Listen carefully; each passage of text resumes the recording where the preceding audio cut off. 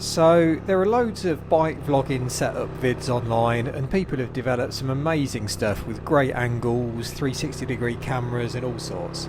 And that's great if you don't mind frequent stops to turn stuff on and off and change batteries.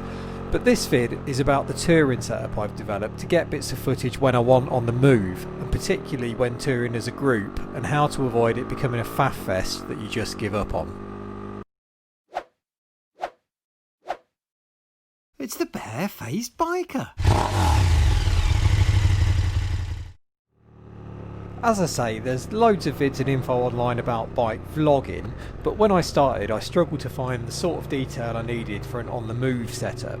So this vid is about sharing my experience from a lot of trial and error. Helmet mount. There are loads of vids about on this, so just to say the main choice really is chin or side mount, which will probably be decided by the design of your lid or the height of your screen. This is my side mount setup with normal GoPro 3M sticker and mic wired in, but I've also used a chin mount. This one needed Sugru because of the curve of the chin section. You can pick that up at Hobbycraft or Amazon and it's pretty easy to use. Cameras. You'll end up with a selection.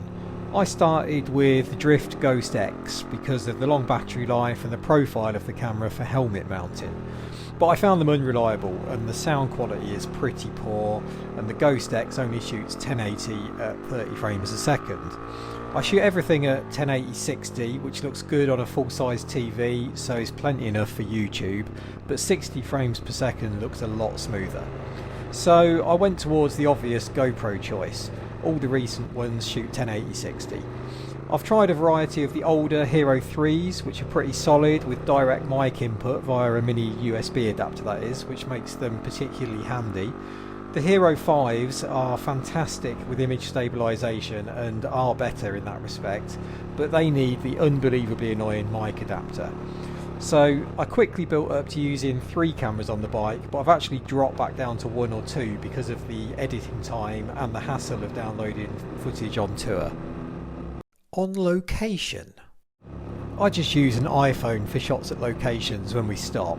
It's got a better focal length than the GoPro, not so wide angle and fisheye, and it's plenty good enough quality. If you use an iPhone and Final Cut Pro on the Mac, it even imports straight from your cloud photo stream. Golden Nugget 1. So I found there to be a couple of key elements for hassle-free shooting on tour, and number one is you really need to keep the cameras connected to power, either to the bike or a 10,000 mAh power pack is enough for keeping GoPros powered on, at least on standby to flick on and off for the whole day. Golden Nugget 2. So I started on bike filming because I like to tour with groups, and obviously not everyone wants to stop all the time to take pictures, and some groups barely stop at all. So nugget number 2 is being able to switch the cameras on and off without stopping at all. And this is another reason for using all GoPros and having power to them all, because I can use a GoPro remote to control them all at the same time, and I can flick them on and off from the same remote. I've bar mounted it and it's like a switch next to the other controls. But even better, I can see from the GoPro remote whether they're all connected, whether they're ready, and when they're on, whether they're recording, which is easy to see from a red flashing LED. But guess what? The remote's battery is tiny as well, so you have to feed power to that too.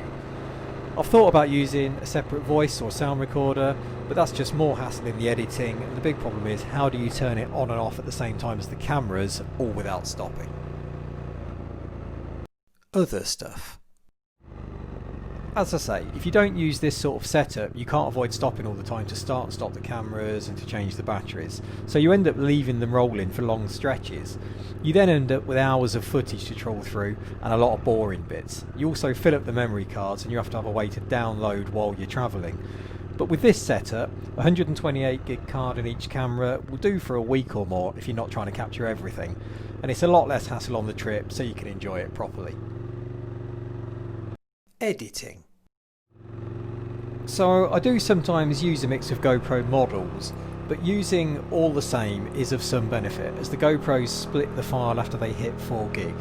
So if you use all the same camera versions, the 4GB file equates to the same duration in minutes, and therefore makes editing a bit easier, particularly if you're doing multicam clips. To be honest, I rarely shoot a clip as long as 20 minutes and tend to flick the cameras on and off and just capture good bits, and that makes editing easier too. Top tips. Generally, once I get everything powered up and connected in the morning, I just leave it switched on all day. The 10,000 mAh batteries are enough for that. Everything normally then stays connected and I can just hit stop and start to capture. If we stop for lunch, I chuck everything in my top box and still leave it on. The internal batteries are enough for a lunch stop. The good news is, you don't need the latest and greatest kit. Huge amounts of people have bought this stuff, haven't got on with it, and sell it on eBay, so you can pick up a lot of stuff pretty cheap.